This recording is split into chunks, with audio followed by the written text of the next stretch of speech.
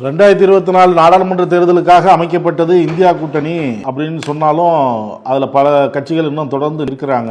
இப்போ ஆம் ஆத்மி அதுலேருந்து வெளியேறுது அப்படின்னு கெஜ்ரிவால் சொல்லியிருக்கிறார். ஆம் ஆத்மியை பொறுத்த வரைக்கும் கல்கத்தாவில் இருக்கக்கூடிய நம்முடைய டிஎம்சி மம்தா பானர்ஜியுடைய கட்சியும் பொறுத்த வரைக்கும் நீங்க இந்தியா கூட்டணி உருவாவதில் இருந்தே இந்தியா கூட்டணியினுடைய பங்குதாரர்கள் அல்ல. அவர்களுக்கு அவர்களுடைய மாநில நலன் என்கின்ற ஒரு பிரதானமான அஜெண்டா இருக்குது.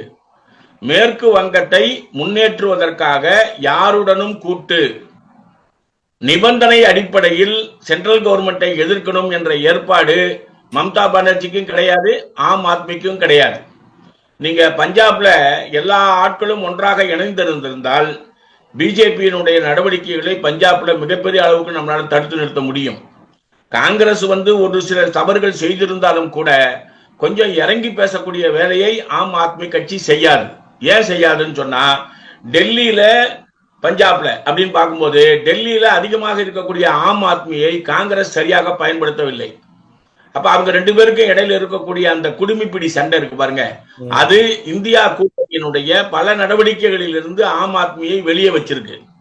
அவங்க இப்ப எதிர்பார்க்கிறது பஞ்சாப்ல ஒரு முன்னேற்றத்தை, பிஜேபிக்கு எதிரான சில குரல்கள் அங்க ஓங்கி ஒலிக்குது. ஆனா அங்க இருக்கக்கூடிய காங்கிரஸ் கட்சி அந்த ஆம் ஆத்மியினுடைய குரலுக்கு ஆதரவாக பேசுகின்ற வேலையை செய்ய மாட்டாங்க. அப்போ எதிரிக்கு எதிரி நண்பன் என்ற வகையில அங்க பிஜேபி வளர்வதற்கு வாய்ப்பாக மாறுகிறது. ஆம் ஆத்மி கட்சி அதை உணர வேண்டும். காங்கிரஸ் இன்னும் கொஞ்சம் விட்டு கொடுத்து போக வேண்டும் என்று பலமுறை நம்ம முலாயம் சிங் யாதவ் கட்சியை சார்ந்தவர்களோ, அகிலேஷ் யாதவ் உள்ளிட்ட பல ஆட்கள், கார்கே உள்ளிட்ட பல ஆட்கள் இதை பேசினாலும் கூட முன்னேற்றம் இல்லை. அப்ப முன்னேற்றம் இல்லாத நேரத்தில் நம்ம அதை நீடிப்பது சரியாக இல்லை என்று ஆம் ஆத்மியில ஏற்கனவே பிஜேபியோடு போகலாம் என்று பேசக்கூடிய குரல்களும் இருக்கின்றன.